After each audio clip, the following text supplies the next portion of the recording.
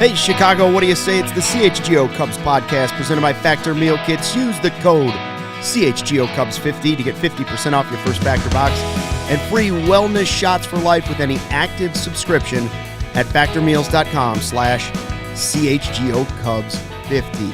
Welcome to the off-day show. Cubs are off to a 4-2 start, waiting for the Dodgers to come to town. Luke Stuckmeyer, Ryan Herrera, Corey Freedman, and Cody Delmendo. Happy Thursday to everybody. We're 4 wide. We have a lot of things to talk about. We're going to talk about Ben Brown here in just a minute. We're going to talk about how tomorrow is one of the biggest days in the history of CHGO Cubs. Big day. Oh, yeah. Big day. Big day. Epic day if you don't know about it yet. And we want to shout out the new diehards, always, Jacob and Brandon, because if you're not a diehard, you're missing out on Ryan's newsletter now because that baby's behind the paywall. Oh, yeah. That's diehard exclusive. And you're missing out on the dope merch discount, and you're missing out on the takeover discounts, and you're missing out on the diehard card. So don't do it. Go to allchgo.com and get after it. We'll be talking about that. We're also going to hit what I like to call after 6 games, overreaction under the radar. Topics, players, moments, things that we're either overreacting to right now, just 6 games into the season, or maybe something or some player that has been under the radar so far early in the season for the Cubs, or even a division rival if you want. Anyways, thanks to everybody that's joined in the live YouTube chat. Appreciate that. Let's get after the Ben Brown thing first, because I thought he was really impressive last night. And I'm on record saying I think the Cubs just need to hover around 500 until Steele and Tyone get back. But Ben Brown, after a rough half, the first part of his major league debut was great. The first inning. The second inning, not so much. Last night, there was a lot of good. I mean, he was averaging like 96 miles an hour with his fastball. What did you like, and can he be a piece of this rotation, maybe even regardless of who comes back and when they come back, if he pitches like that? Yeah, no, I think with Ben Brown, and I talked to him, because I talked to him during spring training about just some of the issues that he had in 2023 and like mechanical deficiencies and stuff, and like trying to put those behind him, correct those in the offseason, clean those things up.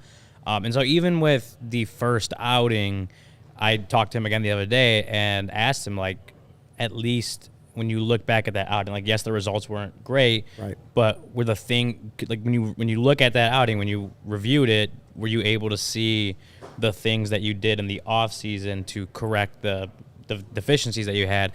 Were you at least seeing those happening? And he's like, yeah, like my release height was where I needed it to be. All this other stuff was good. Like the results, some of the balls weren't dropping his way. The results weren't great for him on that second inning, but all the things that he worked on in the offseason as far as like his mechanics and stuff, like that was all where he needed it to be. So I think that gave him some confidence going into the second outing, whenever it was going to be, that like I'm doing the things that I've worked on and need to do well to have success. Sometimes the results aren't there, but this is the things that I worked on are showing through. So obviously we saw him yesterday, great, and he it was raining off and on. It was 36 degrees that first pitch. It was crazy. He comes in, so like, and he's in short sleeves and stuff too. No shirt underneath. No undershirt, yeah. And he was actually he was asked about that, like how he kind of puts that out of his mind, the cold and all that. And he's like, I think I still got a little bit of New Yorker in me, so that helps. Just I get it, but I don't. I'm going to say it's also cold in New York. Maybe he was just numb. No, I get what you're saying. I'm saying, like, I don't get his mentality. Mike Tauchman, who's from this area, was in bundled up, brother. All right, like Mike Napoli, I couldn't even see him. That said, like, it just reminds me of Jake Arrieta, in the good old days, as we call him. going out there in this weather and no sleeves. So yeah, I love the mentality of it. Yeah, but so that happens, but you also see that the results were there yesterday. He gave the leadoff double in the 6th, and that run ended up coming around to score after he got taken out. But it was great. The curveball looked really good. I think it was 4 called strikes and 10 whiffs. Only threw it 8 times, or 6 whiffs and only threw it 18 times, something like that. So the curveball was looking good. He was pretty efficient going through as long as he did. 52 pitches, I think. Yep. So. It was a good second outing, a little bit of a rebound results-wise from where the first outing was. And to your original question, he's going to get some run, I think, just because Tyone, as we talked about yesterday on the show, probably still maybe a couple weeks away in a good scenario, in a good case. And Justin Steele, as we know, is expected to miss the rest of April. So I can see Ben Brown, as long as the results are there, as long as he's executing and he's having the success, he totally can start to work his way into that conversation. I don't know that he ultimately sticks in the rotation once those guys are healthy, but, having success at the big league level can always change things. Yeah, I mean, I think easy to like what we saw, especially last night. Curveball looks nasty. I mean, it just has such bite to it. Obviously, the velo on the fastball. I think for Brown, it goes along with how long Steele is out and how much the Cubs feel that absence, because I think for Brown, this is obviously his first go. He's going to have to make adjustments. You saw at the times where he's gotten hit, sometimes it's been hard contact, giving up some homers, and he's got to make those adjustments. How does my stuff play at the major league level? How do I change the way I attack certain hitters? And especially as that Texas lineup, really good, that Rockies lineup, not so good. So it's about continuing to make those adjustments. So I think for Brown and really Counsell and I guess this whole team, as they go forward, it's going to be how are they filling those spots in the rotation, and when guys come back, who is kind of expendable in a way, who still needs to make adjustments. So I think that's going to factor in more for someone like Brown. I said it when Steele went down that it unfortunately puts, instead of someone like Brown coming up and being kind of like an added bonus, you kind of quickly need him to make those adjustments and look good enough to keep throwing out there, which is a tough ask for a guy trying to make his debut and learn how to pitch at the major league level. So they're going to have to be fluid about that, because he needs the appropriate time to make the adjustments. The team also needs to get quality innings and save the bullpen and be ready for when these guys come back. So it's tough to give an answer on. It doesn't mean we won't see Wisniewski here still before one of those guys comes back, right? It just doesn't. Cody, I'm curious, if you mention Wicks, Assad, Imanaga, Ben Brown, which one of them are you most excited about after 6 games this season? Honestly, I mean, Imanaga had a great major league debut, right? Yeah. It was also against the Rockies. Jordan Wicks really impressed me, though, against the Rangers. And honestly, his stat line doesn't look great, but that's because the defense didn't help him on that day. That's Morel missed a play. That's the same game that Dansby Swanson had that routine double play ball hit to him that turned into a couple runs for the Rangers as well. I think he ended up having 3 earned or whatever in that game. He if those errors don't happen, I don't think – I think he not only does he go deeper in the game, but also – he probably has a better stat line, right? So, defense didn't help him on that day. But to see what he did against the Rangers lineup that's really good, first 6 days at least, he's the one who excites me. I love what we saw from Imanaga, for sure.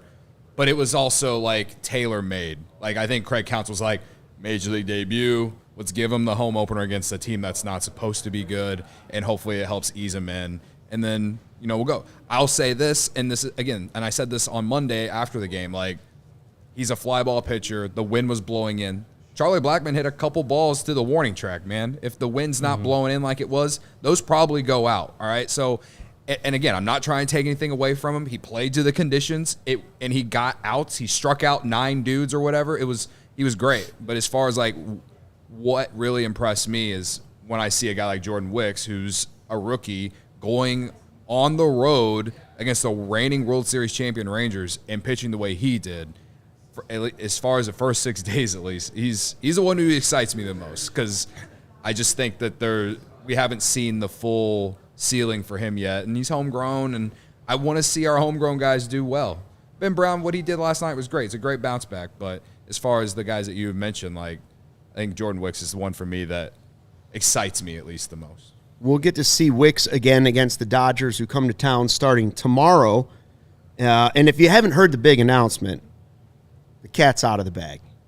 Tomorrow is the first ever Friday 120 Club. 14 games? 14 games the Cubs will play a Friday 120 at Wrigley Field this year. Cody and Braggs, who happens to be running the 1s and 2s today, will be there at each of those games. They've got a bleacher ticket for each of those 14 games that they didn't have to pay for, that the company paid for, just to clarify. The two old timers, him and Mark Carmen. Just to clarify. And Emma's over there raising her hand. She's got a free ticket too. Anyways. And Sarah. Sarah will be there. Sarah too. And Sarah's got a free ticket too. Now, all you have to do. Come, it's going to be nice and cold tomorrow. I'll buy you a ticket. You coming? I will not be there. That's what I thought. Because I don't want to take the attention away from your stardom. Big of you. Big of you. Yeah, credit to me. I don't want the sun to move over to me. You know, I don't want it to move over. The eclipse is Monday, not tomorrow.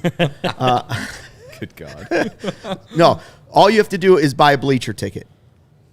If you want to go, buy a bleacher ticket. We've got really cool Friday 120 Club shirts at allchgo.com. If you want to wear that, that's cool. They're gonna, left field bleachers is where they're going to sit. But the meetup is at Murphy's, thanks to our friends at Circa Sportsbook, who, by the way, will be there at Murphy's tomorrow morning, 9:30 in the morning. So you meet up, you throw back a few Blue Moons with a little orange, and then you get your bleacher ticket. You go, I'm not Game Time. I don't want to give free advertisements. Maybe they get a do-right donut, and you go over.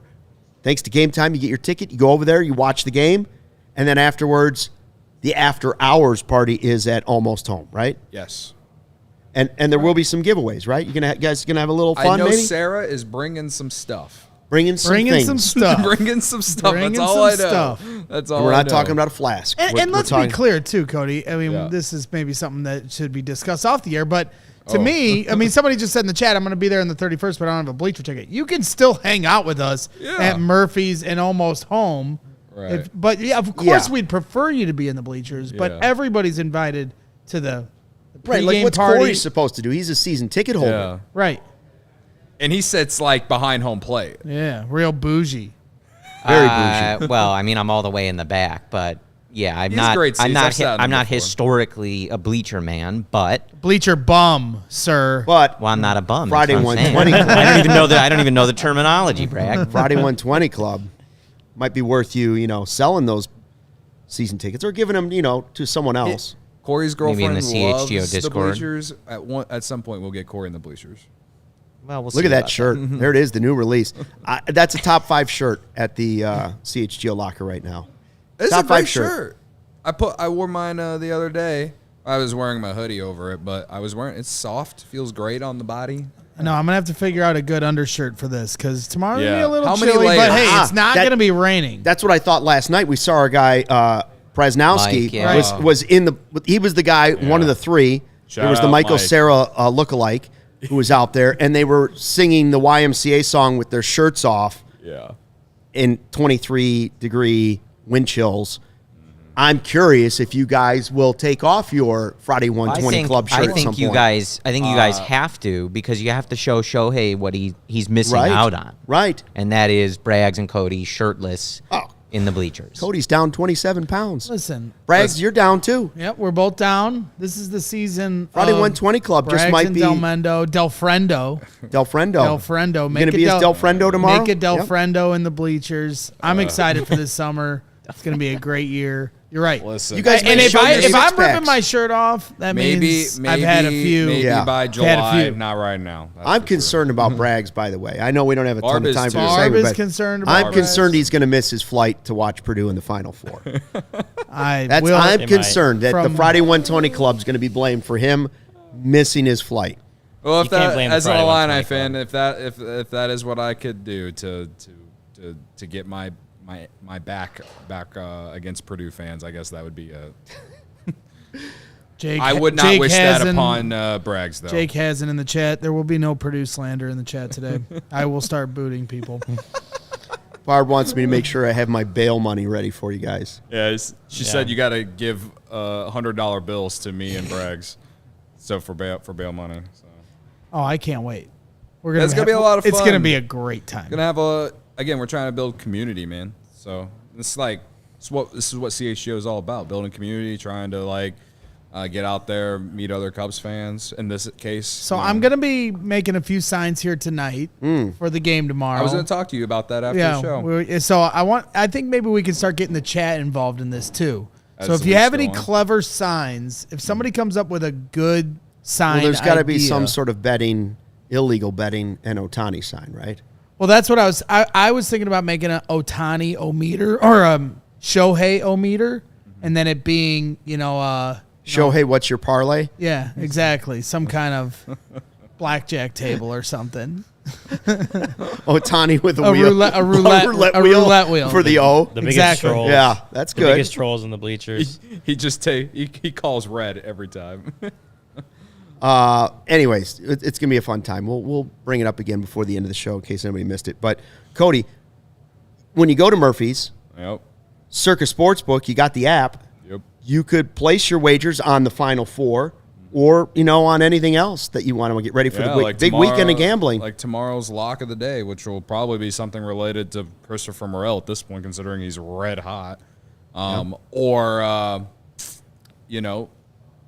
Seiya Suzuki, because he's red hot. Maybe over 1.5 hits, runs, and RBIs.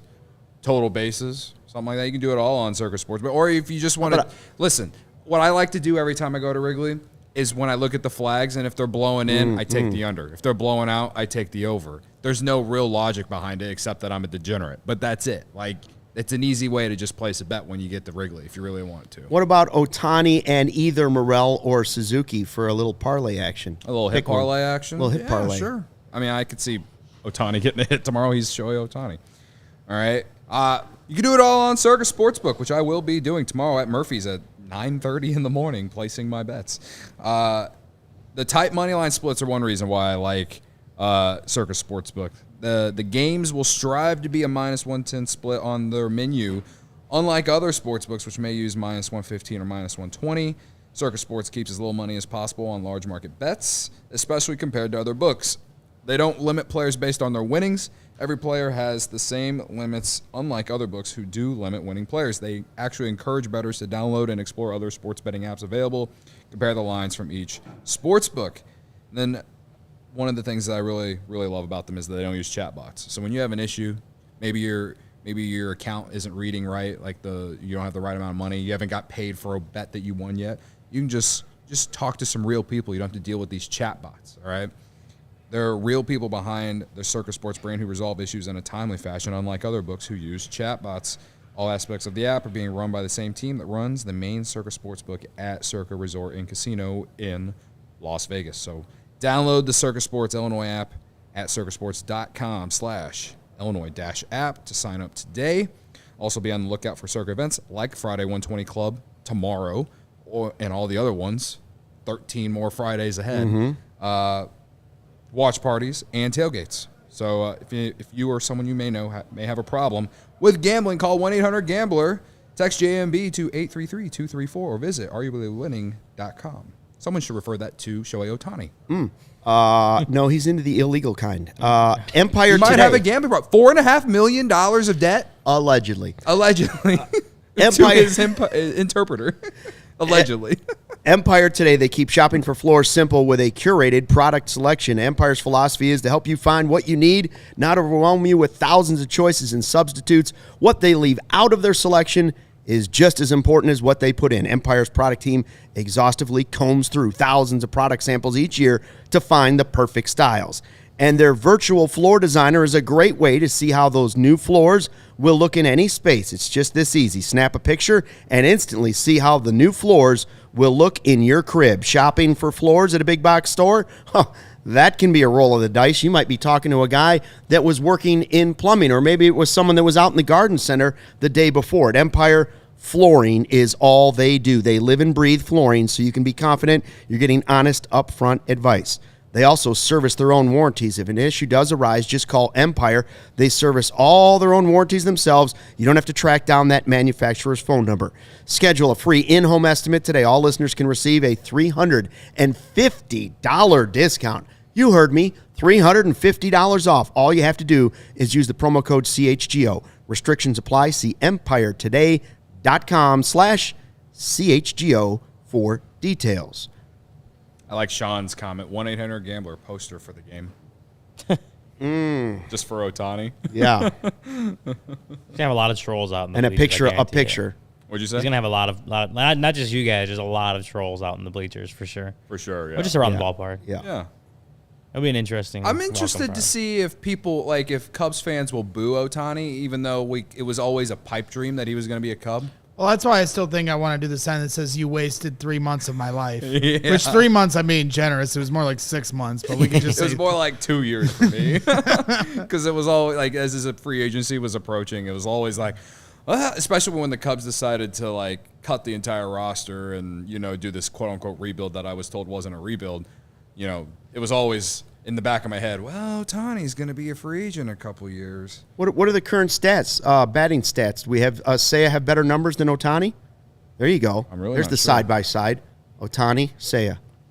yeah, we never wanted Imanaga, you anyway. Yamamoto.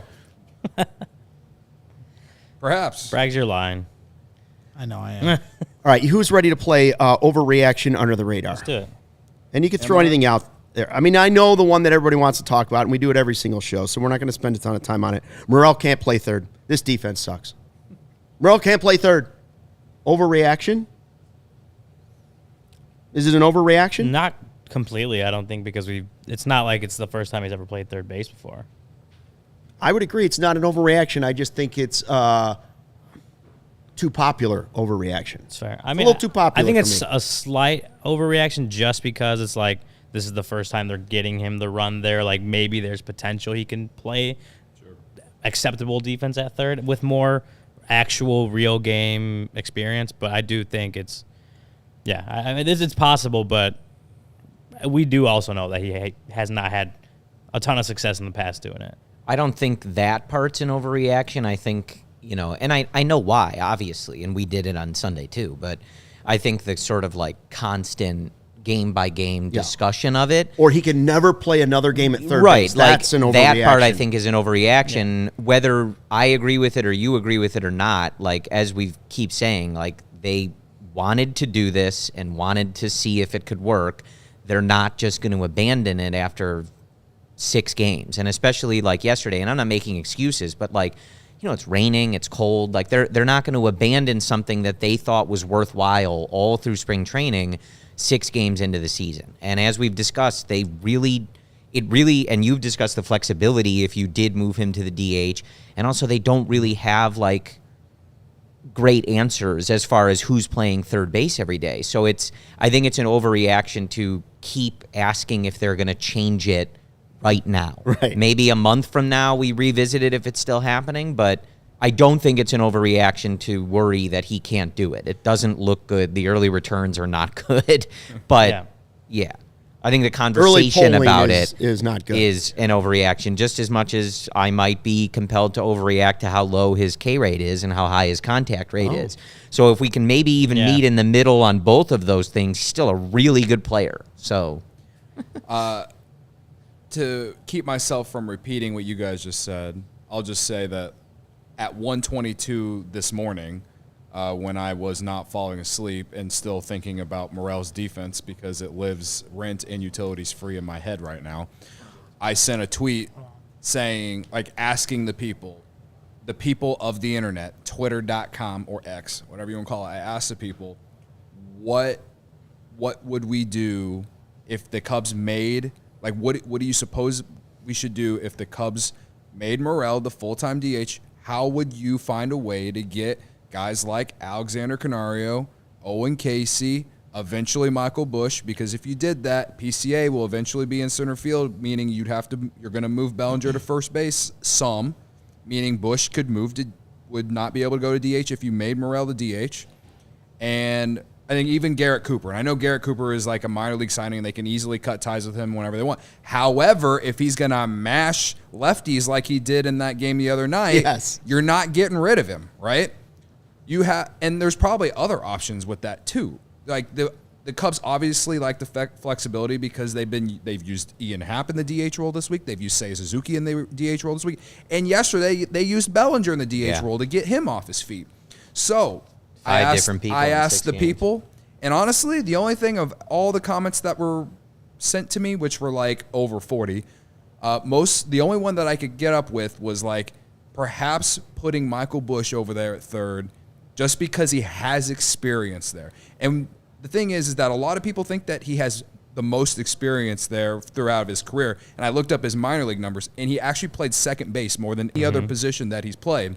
So he has like 60 games played at third base in his minor league career. And scouts don't necessarily think he's someone that could right. Also someone that could really play there. But as far as like what we know now, and not trying to come up with some kind of weird thing, because like some people were like, oh, play Casey and Canario at first base, and neither one of them have experience at first base at all. And if you legitimately put those guys at those positions in the middle of the year, because again, when you're talking about Canario and you're talking about Casey, it's down the road this season. You're calling those guys up to be a spark to help this team win games, right?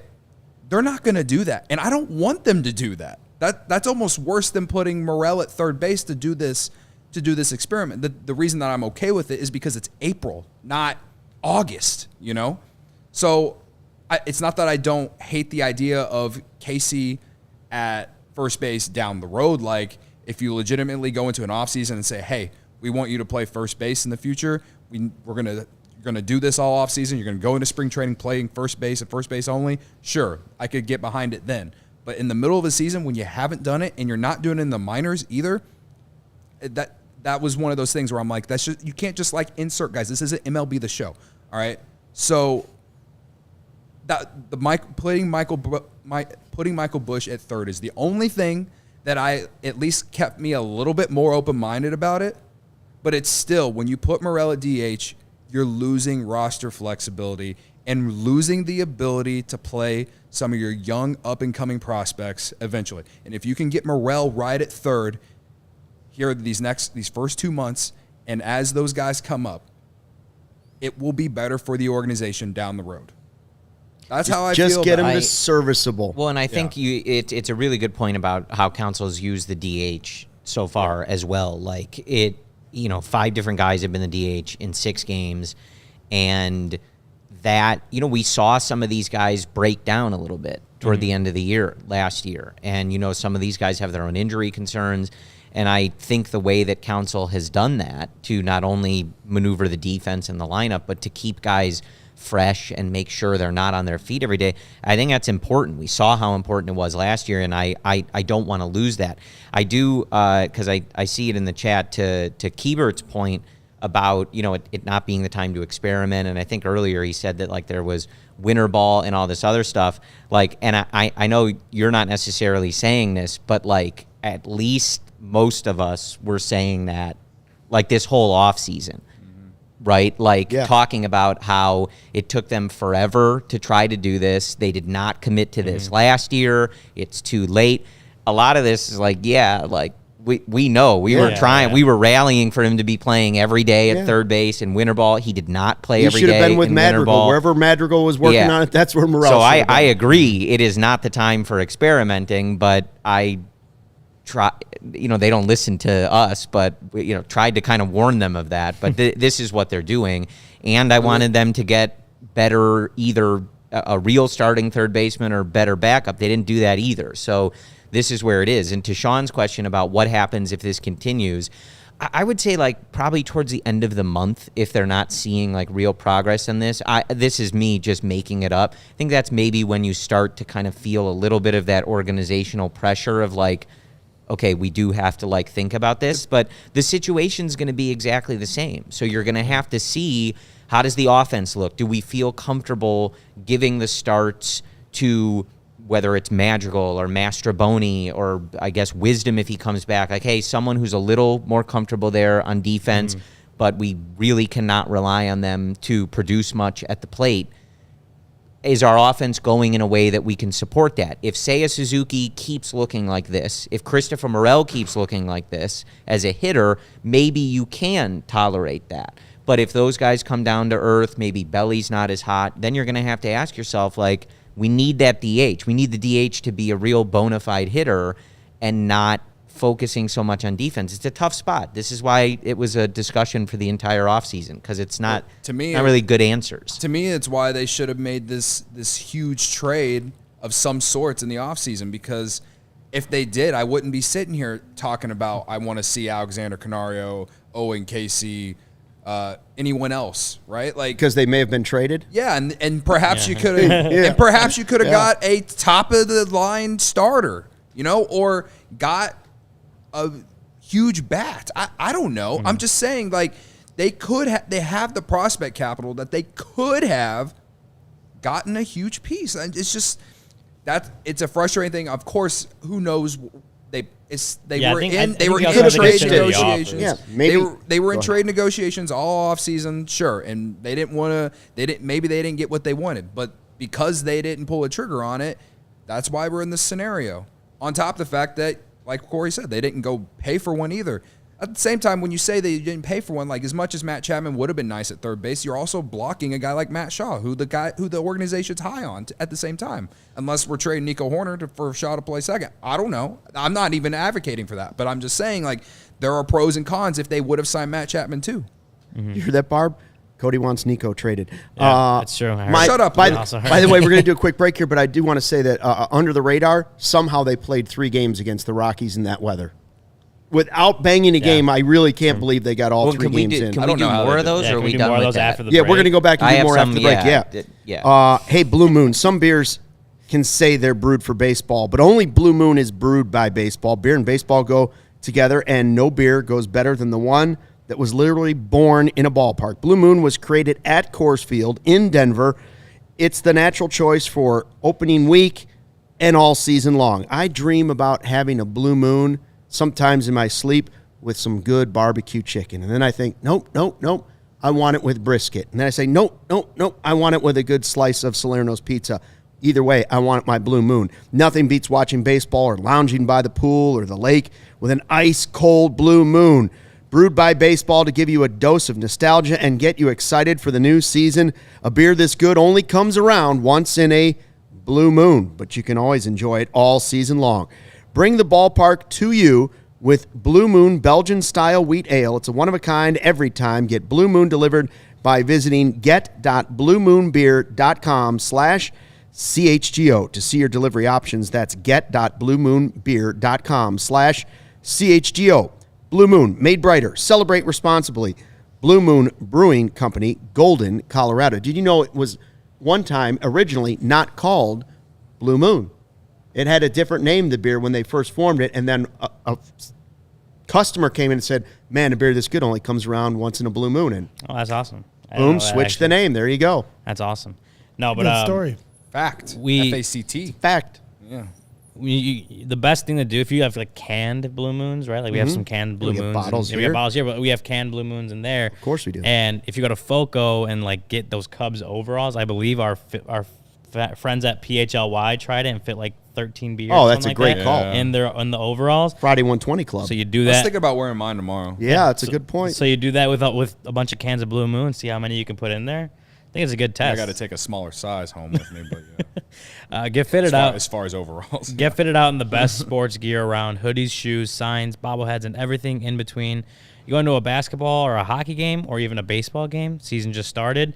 Show off your love with team-branded friendship bracelets. Whether it is jackets, beachwear, or even overalls, there's something for fans for almost every occasion. Set decorations. FOCO has donated a few awesome pieces for our sets, actually. So go show them some love. They also have the Aloha shirts. Oh, yeah. Go great. Summer at the ballpark. You know me, I love wearing some Hawaiians, but FOCO's would definitely hook you guys up for baseball season. So check out FOCO.com or click the link in the description below for all non-presale items. Use the promo code CHGO10 for 10% off. All right, you guys have other overreaction under the radars that you want to? This isn't Morel, but like you said, like I also threw when we were over on the couch. I threw out the whole, like, just the defense in general because, like, Nico had a bad error last night. Dansby had that bad error against the Rangers. Seiya gave me PTSD the other day against the Rangers. Some people were mad about Tauchman not catching the ball last night, even though that ball was hit extremely hard. Luke. Me? No, You're angry? You were like, he should have caught that. No, that was not me. No, it definitely was not me. Was it Kevin? It was Kevin, and I was like, no. Look at his route; it looks fine to me. Okay, it's behind him. Okay, it was Kevin. I would never throw shade at the Palatine Pounder, and you take that back as a man of integrity. As a man of integrity, I take that back. I'm putting it on Kevin now. Better believe it was Kevin. Anyway, I think it's an overreaction to like the bad defense as a team in general, just because they were a great defensive team last year. Nico and Dansby will be better defensively. Dansby has been better defensively since the error. Yeah. I expect Nico to be better as games go on too. As far as Nico as well, I think a lot of people are kind of down on him at the plate. 4 walks in 2 days though. I like that. But yeah, he hasn't racked up any hits or anything yet. So, and this is also a reaction to everyone who's trolling me in the chat about Nico. So He actually has 5 walks already this season. 5 walks? Yeah, he got 2 5 last night. Yeah. Well, again, 4 in the last 2 games. So Tauchman had 2. I think, Cody. I think some people, and it's not like a large crowd or anything, but I've read some Nico slander, and I don't necessarily understand it. An just because overreaction to it's the been a start. week. Yeah. It's 6 games in. Like I don't know. But some of that, like Nico, I don't worry about. Yeah, like that's what I'm he's almost exactly who he is like every year. I know he's trying to like maybe add a little more power or things like that, but like he's going to be a Gold Glove defender. He's going to be a slightly above league average, really good contact guy with the bat. Maybe pushes for an all-star. I wouldn't worry about it. Yeah. It's 40, 50 bombs. He's who he is. He's fine. 40 Oh, bombs. Right. Now you're talking. Is Brendan here? Now you're talking like Brendan. My good story. My overreaction, and speaking of, I'm going to reference a tweet from our good friend Brendan Miller. No, the other day he put out a photo of the backs of Moises Alou and Sammy Sosa's jerseys, and it said Christopher Morel and Seiya Suzuki. That's my overreaction. The two of them look incredible at the plate, and I expect big things from them. But Seiya right now, his batted ball profile, you look at like the Baseball Savant page, it's all red. He is smacking the ball. I think they said it on the broadcast last night. He's got over, I think, like 7 or 8 balls over 100 miles an hour already. I mean, he is absolutely one of 5 players in every game, I think. Yes, just smacking the ball. He looks really good. And Christopher Morel, like, you want to talk about an early overreaction. We're all freaking out about his defense. Right now he has a 90% K rate. It's like 89.1. But contact rate. 90%. on swings he takes, he is only missing 10% of the time. His K rate is 7% right now. His K rate, his K rate last year was 31%.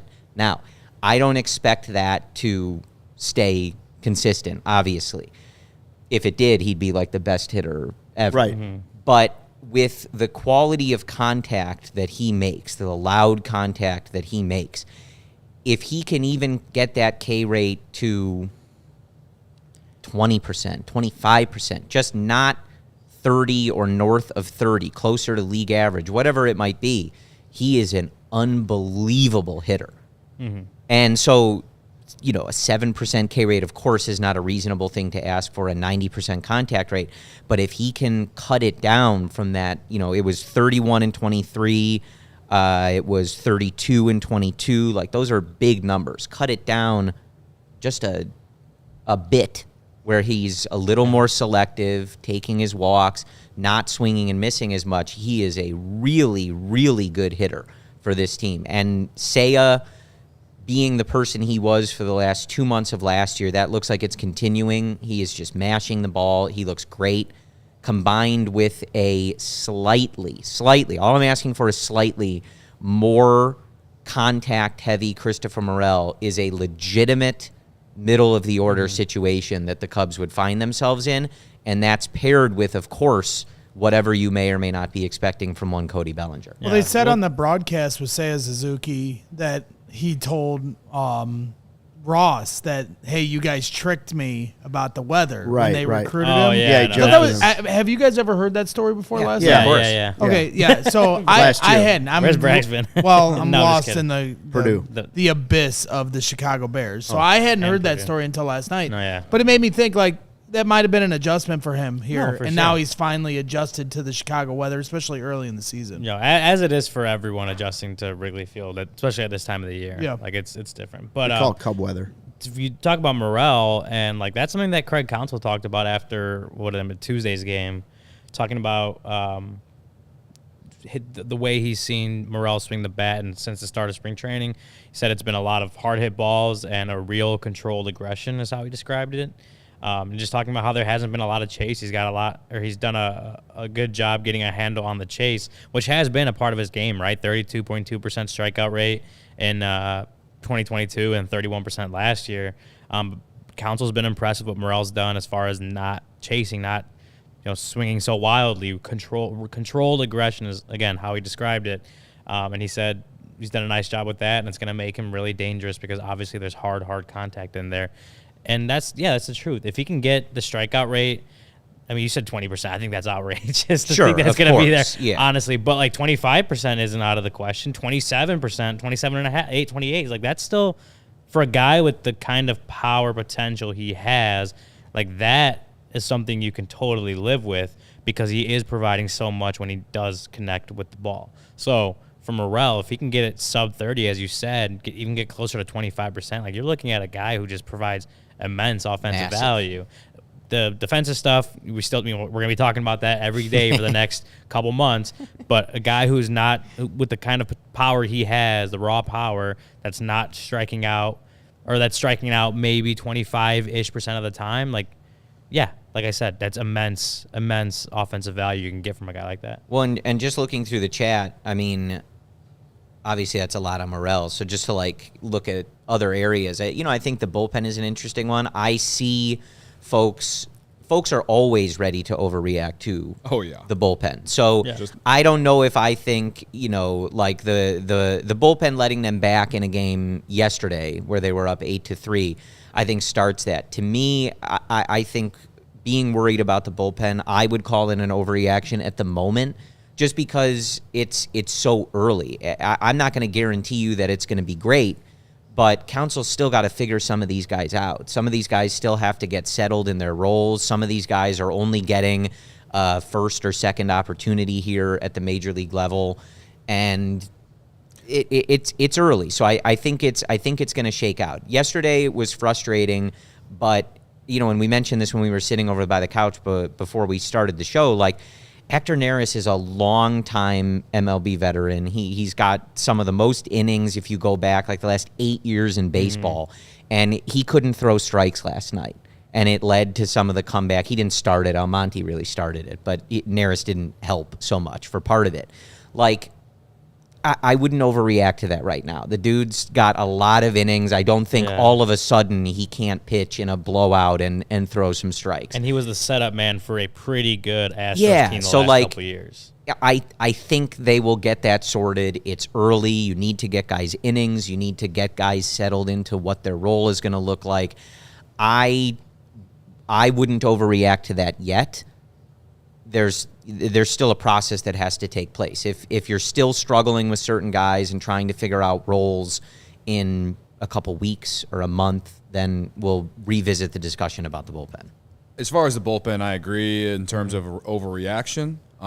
I remember distinctly how everyone said to DFA Merriweather after 2 weeks last year. I think it was literally after the first game he played. It might have been the first game, and now we got Gary in the chat saying Merriweather should be setup guy. So you can see how Gary was really angry in the Discord yesterday about you can see how times change in a year, right?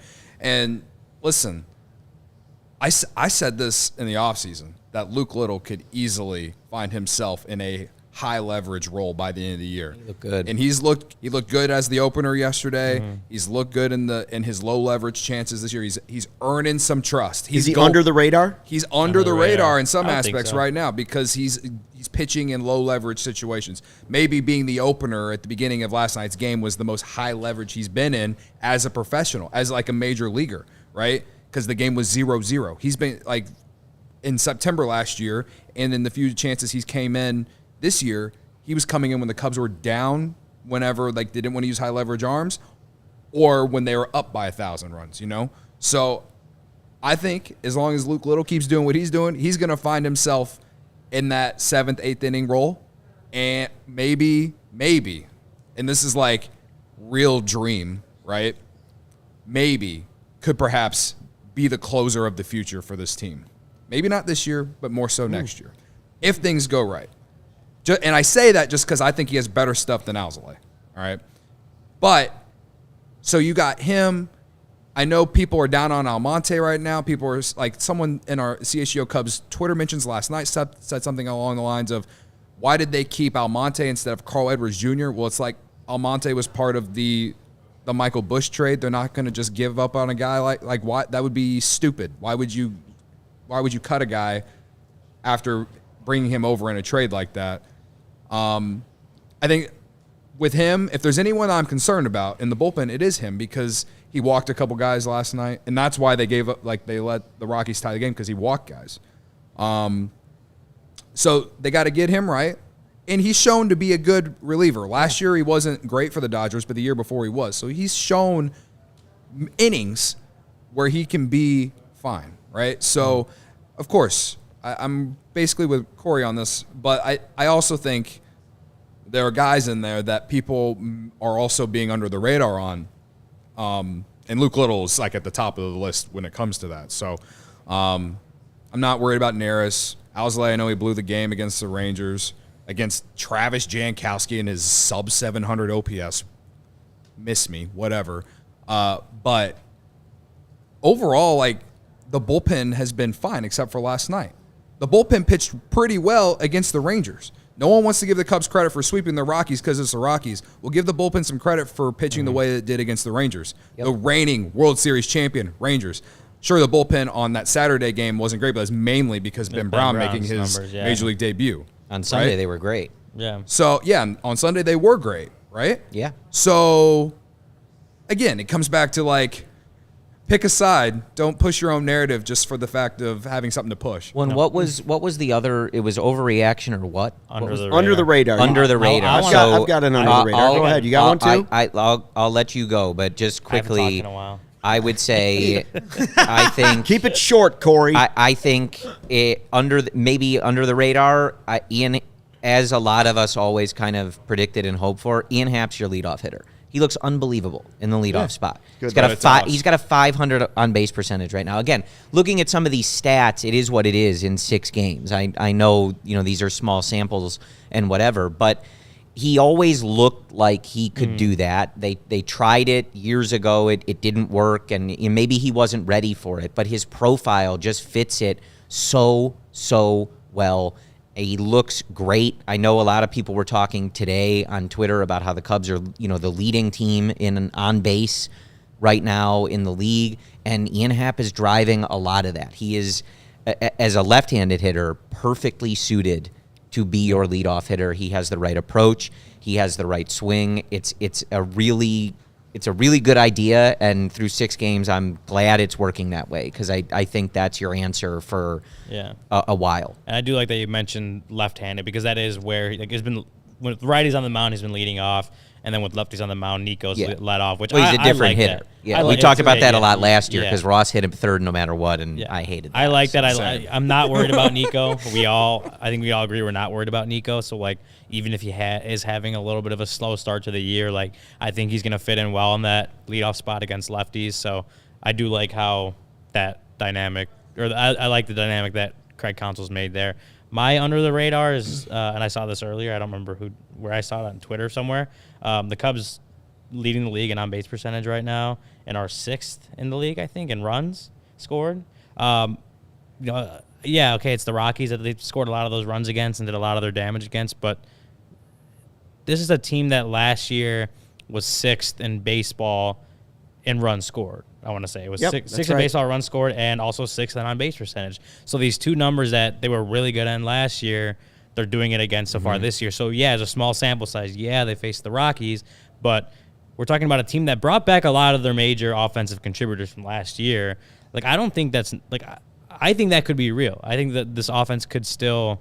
They scored 9 runs against the Rangers on Sunday. Yeah, 35 runs in the 4 wins. 4 straight wins, a total of 35 runs. So that's what I'm saying. It's like this offense, it's a good offense. It's not, it's not what the Dodgers have. The Dodgers are obviously insane with Mookie Betts and Freddie Freeman and Shohei Ohtani. Even the Braves, right? Acuna and some of the guys they have there. Maybe the Braves superstars, right? Yankees have Judge, who's off to his own slow start, I guess, but also have Juan Soto. And so they don't have, like, the current day's superstar lineup that other teams may have. But they have a lot of good hitters on this team, guys like Seiya Suzuki, who we're all expecting pretty big things from this year. Bellinger, Ian Happ, as Corey mentioned, getting on base at 500 clip right now.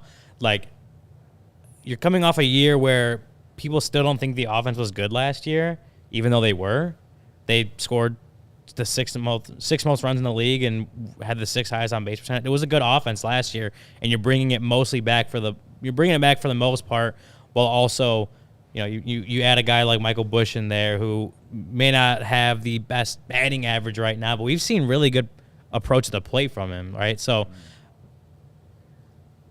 I think that that's under the radar for me, because I think even though it is early, the sample size is small, we've seen very similar offense last year have a lot of success offensively.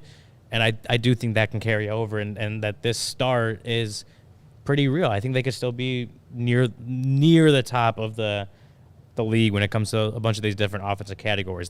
I don't see them leapfrogging the Dodgers or the Braves or some of the other teams, but they can still be up there with some of them because they proved it last year with a very similar lineup. Let's hope the trend continues tomorrow against the Dodgers. Just to add on that, like I do think it's what we talked about. Like, we wanted them to add more on the offense in the offseason, and they really, they get Busch and they add Cody Bellinger back, and we wondered, Busch, I do. I'm not. You're never going to get me to say that again, but I think we did acknowledge your Busch last night. Yeah. Thank you for acknowledging that. Corey picked Busch. If he has his choice, he picks Busch. I willed him to his best game as a Cub. I think I deserve credit for that, but He's been under the radar. I wore the Seiya shirt today. I love Seiya. I'm a long-time, always believer in Seiya, so I'm very happy right now. But I think the way, and again, you don't necessarily expect or even need it to keep up at this exact level, but the way that Morel and Seiya Suzuki are hitting right now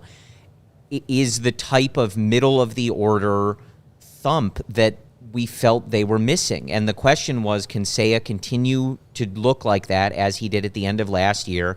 And what version of Morel is the real Morel? Because he's obviously, a roller coaster kind of guy. Right now, through these 6 games, they look like guys that can genuinely form a middle of the order and kind of provide that upper tier power and slug that you felt like this roster was missing. Can they keep it up? We'll see. That's obviously a developing story, but the early return looks really, really good on those things. And to Ryan's point, would obviously help this team continue to be a top 10 offense like we've seen, and maybe even reach even higher than that. They both look like 30-homer guys, which the Cubs had none of last year. Yeah, when we were filling out our predictions for the season, who's going to lead the Cubs in homers, I think I said Seiya with 30. And even as I was writing that, I'm like, I don't know, does he get there? Do any of these guys get there? I really have no idea. And, as we start the season, sure. But I think if you ask me now, I might be a little more, greedy in that prediction. Like, oh, yeah, sure. If Morel's never going to strike out, maybe he'll hit 50 home runs. I don't know. I have one last real quick under the radar. It's about tomorrow's matchup. You have Hendricks against Bobby Miller. Bobby Miller for the Dodgers, under the radar. First start this season, 11 strikeouts against the Cardinals, 6 shutout innings. Also under the radar, he was born in Elk Grove. Elk Grove, California, right? Elk Grove, Illinois. You're right. He didn't grow up in Elk Grove, Illinois. He went to McHenry West High School, which also, having lived here almost my entire life, except for 10 of my 52 years, I've never heard of McHenry West High School. Under the radar. Under the radar. That's the definition of under the Well, radar. he is- a first-round pick for the Dodgers from McHenry West High School, who was born in Elk Grove. I had no idea. I did forget that he was born in Elk. He's I would assume at Alexian Brothers. Elk Grove. He's one of your people. I was born in Elk Grove, as a matter of fact. I wasn't. Makers wanted. To me, he's not under the radar. The pitcher is not under the radar to me. Like, I know the Dodgers are high on that guy. Yeah. So- No, I mean, he is nasty. So it's, things happen. I hope it goes well. This is not the most favorable matchup for the 120 Club's introduction, but okay, let me spin it for you. let's all right? hear it. Spin Spin zone. it. Spin zone Spin is zone it. that the Dodgers are coming here in April and the weather is going to be terrible tomorrow. And the Cubs are used to this and the Dodgers aren't. That's the spin zone. All right. Cub weather, bear weather. The Dodgers came here last thing. year, and I know Ohtani wasn't on the roster, but like they came here last year and they didn't play very well. Yeah. All right. I here's hoping. Yeah. Here's hoping. No, I'm not saying it's going to be easy, and I'm not saying No, the I Cubs know. are going to sweep, but I think that I'm legitimately my expectation for the weekend is to at least win one game. Just don't get swept by the Dodgers. Yeah. That's You can my win one expectation. game. I mean, That's so what yeah. that's what I'm hoping. 47 tomorrow. That's not the worst. Not terrible. It's not the worst. 9 o'clock. Between 9 and 10 o'clock, when you'll be meeting at Murphy's, it should be 38 degrees. Nice. So, very nice. Yeah. So, So some would say layers. balmy. I'd put on those overalls Listen, if I were you. last So- year I sat in those bleachers with like little freezing rain coming down. I'll be So all right. if we do the math, Uh-huh. and get into some of the science, I don't it's do math. 38 degrees at 9 a.m. And if you add 4 drinks, 4 blue moons, Uh-huh. then your inner temperature, your body Right. temperature. Now you've moves taken up. off your Yeah. shirt. Yeah. It's colder again. We're pushing Yeah. 60, 70 now. Yeah. So You're now you fine. need like Yeah, you're 8 more golden. blue moons. Right. The back hair. Yeah, if you take exactly. That's Right. not Dell metrics. Back That's sweater. Brad metrics. I saw it in the chat. It might have been Gary that said it, but we were literally talking about this a few minutes ago. Tommy Birch, who does Yeah. great work for the Iowa Cubs, Carl Edwards Jr. is apparently throwing in their bullpen at Principal Park. So Back- it sounds back- like he's back back at the at the Cubs. Yeah. all right. Well, then they It's good.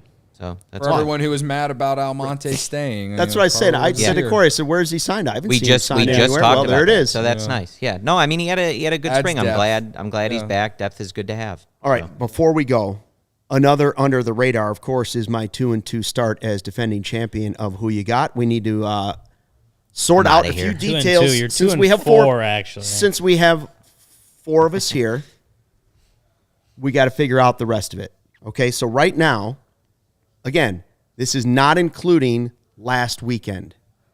I didn't know we were doing it, but goes that. Ryan and Cody did put in picks for last weekend? I did on Sunday, but not Yeah, on Saturday. I put in both. I think I put in me, Corey, and Brennan put in Oh, on maybe. Saturday. And here's the thing. Here's the argument. And this is why I said it at the end of last season, because Luke had a pretty Dominated. solid lead, and we were going by percentage, right? It wasn't like a Right. minimum you Which had I to think hit. we It have was to do again. It was a percentage. I think we have to do it well, again. he went by percentage, but then when he was gone for like 3 months because he went to Mexico and was on vacation, he didn't put picks in, so his percentage couldn't go down. I put some in No. occasionally, and then I'd win, and I'd be like, I don't have to play another one for another week. Exactly, right? So that's why I was like, I've and been more I than said enough. it at the end of last season. I also said it at the ping pong table last week before you walked out one day that I think we should put picks in for every game, and if you don't, you just get a 0 for that day. Here's just what get- I just take a look. I think it should be percentage again. I think you have to be part of at least 50. If you want to make the number 75%, it's just easier for me to do the math if it's 50%. If you want to count the weekend ones, I didn't make a pick, but you can. I'm just not going to take a loss because I didn't even know we were doing it. Like I just think if percentage wise, if you don't want to make a pick on the weekend, cool with me. No, I think you should put it for You think 162. So you think everybody, including the producers, everybody gets a loss if you don't make a pick? Yeah. That's how you want to do it? Hey, some people work on this on weekends. So then you don't want to have any percentage. I'm going to say no, At that just point, because at That's that not point, 160. I everybody's in sleep it. late and I'm going to miss some of these. I so mean, no. yeah, it's too So much. I think 120 it's too games. much. Well, I you know, think- they go I on the think you East get to that Coast. They point play by- Pittsburgh at noon sometime. You know. If you want to put Leave the me number alone. to 75% and make somebody do the math at the end of the year, that eliminates the problem as opposed to trying to make everybody pick and just take losses. And Either way, I got wins on Saturday and Sunday. So I'm 2 and 4. So you would go. So Cody, how many of those did you wager on? Only on Sunday. And you lost, so you're 1-4 then. Sure. Ryan wants 2 wins. I did get the 2. So we're giving. So we'll make I Ryan earned 2-4. See, here's the thing. Corey, you were One of 1-3, but you One. bet on one of them, Yeah. so you're 1-4. Here's my only concern I with didn't. this, and I'm I feel like 2-2, this is and a Brendan slippery was slope 0-4 that then. Ryan is not really considering. What you're doing here, Ryan, is, and this is very smart from one Luke Stuckmeyer. He's a chess player. I know that. He doesn't really care about this because he's just not going to take the percentage. But he's going to look back on this later in the year when you bring something up and he goes, well, I gave you those weekend things. You wanted that. And I said, No, yeah, he didn't sure. give him. No, he was amenable I just to gave it. him 2 He was wins. Just I was like, flexible. He whatever, was you can have amenable those to 2 it. So wins. later in the year, something is going to come up, and Luke is going to say, oh, well, now I want to do this made-up thing, and Right. that helps me And win. And, remember that time I let you win a bunch, and we changed the whole rules because of you? Yeah. This is dangerous. Right. No, and That's then all I'll I'm tell saying. him no. You're giving I said, Luke a lot of. You're giving him. No, you're giving him. no. Listen, But hold on. The rule you was owe him As one. the You owe him commissioner one. of the Absolutely not. podcast, I'm pretty as sure commissioner of Who You Got, pretty I sure should we be the one voted you making the out. changes. Pretty sure But we voted if you out. Lil Counts wants to change some things over the weekends, No, the rule is not changed because of me. The rule was changed because of him deciding not to put picks in for the last 3 months of the year. I'm year just saying- and taking the Who You Got. 162 Luke is not too many. agreeing with you. Brendan will never get 162. Luke is picks not in. agreeing with you to be nice. Luke is Well, that's what agreeing I was with saying. you If you because don't this is a favor in the bank. I was that saying he's if you gonna don't put a cash pick in, you just take a loss. at a later date. He's a thinker. wise Come on. playing. Speaking of anyone playing chess or checkers, I manifested Nick Madrigal having his best game of the season because I took him for Who You Got. Great. All right. I have been throwing Who You Got since like July of last year. All right. I'm doing everything I can to manifest wins for the Chicago Cubs. Am I allowed to point all out that matters. that even though he had that good game that you willed him to, he still has a 90 WRC plus on the season? Or am I not allowed to talk about you could that? say that. I'm not saying that he should be playing more at third base. I'm just saying that it's very big of me to really just not care and just throw Who You Got because I care about Cubs. Okay. And it's It's harder also- this year, I think. In past It years, is- it was it a is little. harder. It was very easy I to didn't- take Tucker Barnhart every night. Like that pick was This is obvious. like a mommy-daddy fight at the dinner I picked table. Nico man. last night just because I got tired of reading the weird Nico slander. All right, so I guess it's good that there are people out there still slandering guys no matter what because I'm gonna take them and it will manifest. The art of manifestation is real when it comes to Who You Got. Do you want 50% or 75%? I can't math, brother. I just want to leave it at 50. I say we go 162, but that's just me. Oh. You stand alone. It's the only thing that makes it fair. 50? It's the only thing that makes it fair. 75? Whatever you want. 75. There you go. 75. You said Someone's it. going to have to do the math. You went to Michigan. You're in charge of that. 75 is a true, yeah. good Nose goes. compromise if we're not going to do all Brendan's 162. the numbers guy. Make him do it. Nose goes. Okay, He'll make Brendan's a in gra- charge. he'll make a Brendan's in graph charge. of it. I'll have to text Where's him our before Who every You game. Got Can you give me a heat map? percentage on this? Oh, Ravi, I out don't of know nowhere what just I don't know says what extra Robbie's grilled onions talking on his about, but kosher he's dog. speaking my language. Yeah. The chat. The goat. So I think Barb said in the chat while we were doing this conversation that she fell into the basket one time. She's worried Braggs might do it Oh, for where the Braggs 120 might club. do it. That's the. Oh, okay. Sorry, Which I no, will. Barb. Sorry, Barb. All I'm saying, it'll be a fun series this weekend. I think. I agree. You have The electric Yamamoto's at Wrigley for an April Yamamoto's going series. Saturday. I Yeah. want to say so. Bobby Miller, Yeah. Yamamoto, and I don't know who's going Sunday for the Dodgers. But then you have Kyle Hendricks. Is it Kyle Hendricks, It's Jordan Wicks. Wicks, and Shota Imanaga Yes. Yeah. for Friday, Saturday, Sunday? Imanaga versus Otani. That'll be fun. Seiya versus Nice. Yamamoto, Yeah, right? good Like, matchups. It'll be Here, fun to watch. my thing for the pitching staff this weekend, obviously it depends on the weather. And we've talked about it, but in a few of these starts you've seen some fly balls that maybe are headed up into the bleachers.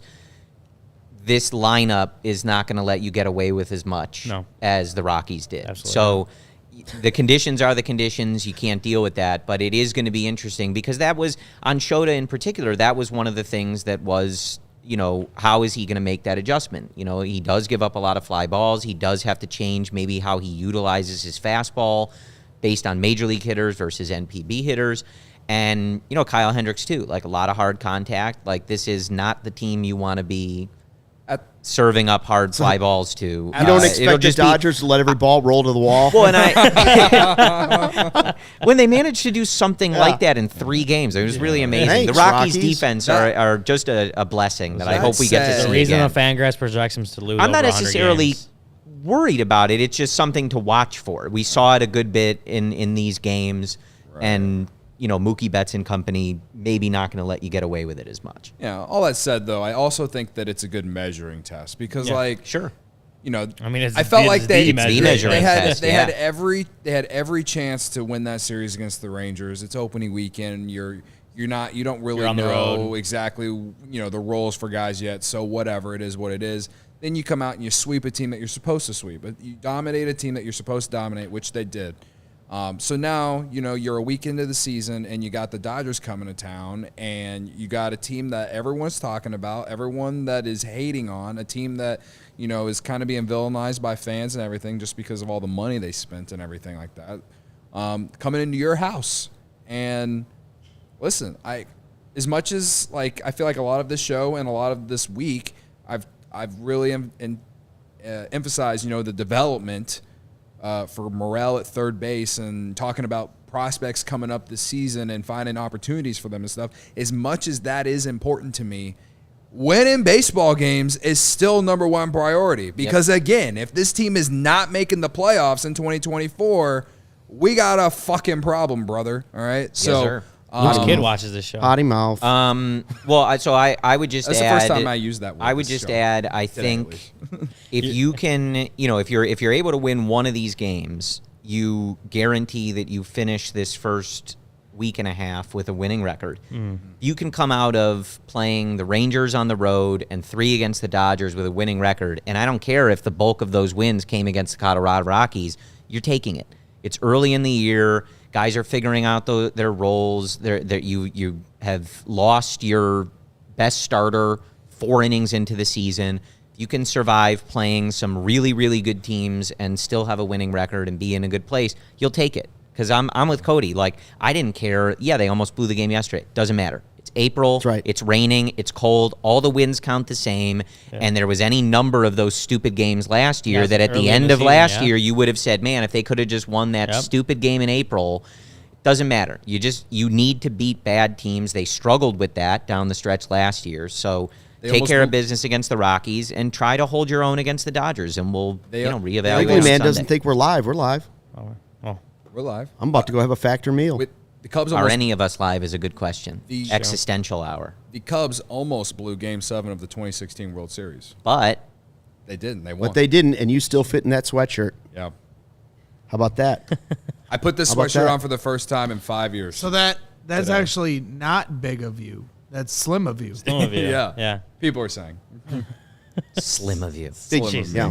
Slim And Sean, Jimmy Carter's still alive. Apparently, Oh, yeah. I heard that recently. Let's go. Still alive. Anyway. Again, last time, Friday 120 Club. Tomorrow, I heard Adunze's in here to talk to the Bears today. Maybe we get him one of those 120 shirts, see if he wants to stick around an extra day. Yeah. That'd be quite lovely. You're mixing between the Bears and Cubs. Can't you work that out? Is this one of those Dunze, the receiver from Washington. Roma Dunze. Yeah, I wouldn't mind. I wouldn't mind him at 9. All right. If he's still there, he's not going to be there. He's not going to be there. Why you got to say that? He's not going to be there. Why do you got to talk about him like They're going to trade back. Those guys will all be gone. They'll trade back. Speaking of Bears, Adam Hogue put a Brewers hat on the Bears show today. And a mock draft out again as well. My statement on Adam Hogue putting a Brewers hat on is that I appreciate you, Hogue, for helping Milwaukee pay their electric bill. That's Credit right. to you. Well said. He's also got a new sponsorship with Subway. So He's they gonna get lost more tickets that way. So they lost And counsel. gas stations, local They gas lost stations. Craig Counsell and got and Adam gained Hogue. Adam Hogue for a year. Fair trade. Fair trade. Is it? They though? gained Adam Is Hogue it, until though? the Sox moved to Nashville. Then he's back on the Sox bandwagon. Yeah, or until Jerry sells the team. Yeah. Yeah. Or until we give $2 billion for a new stadium. Whichever first. By the way, last thing, they played 3 games, the Cubs. I don't blame the Sox for banging their game yesterday. If I were them, I'd bang 70 of them if I could. Is that too soon? No. No, I mean, It was terrible. Did you go to any of the games this week? miserable. No, sir. Yeah, it was pretty bad. He was walking his dog. I still He can't did believe I walk played it. yesterday's game. There was a point up in the press box, and I'm sitting in the front row, and the windows are closed. Yeah. But I could see my breath as I was breathing.